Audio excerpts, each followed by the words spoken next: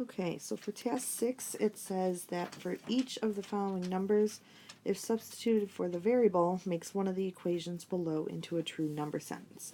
So you have to match the solutions to the correct equations below, and your options are these 5. You have 3, 6, 15, 16, and 44. So I'm only going to do A with you, and then you're going to work on the other 4 yourself, and then you're going to do the matching activity with your partner. So to do these, the simplest way is probably just to pick one and substitute it in and see if it comes out to be a true number sentence. So we'll just start with the first one. We'll start with 3. So if I were to substitute 3 in to my equation, n plus 26 equals 32, I'm going to substitute in that 3. So 3 plus 26 equals 32. So I'm going to now do the math. 3 plus 26 is 29. On the other side we just have 32.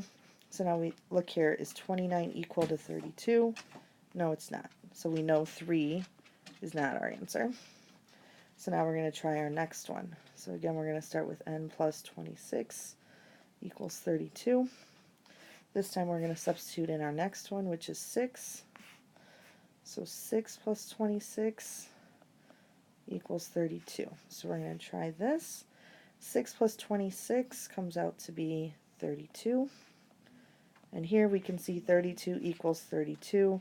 That is a true number sentence. So our answer for A is that n equals 6.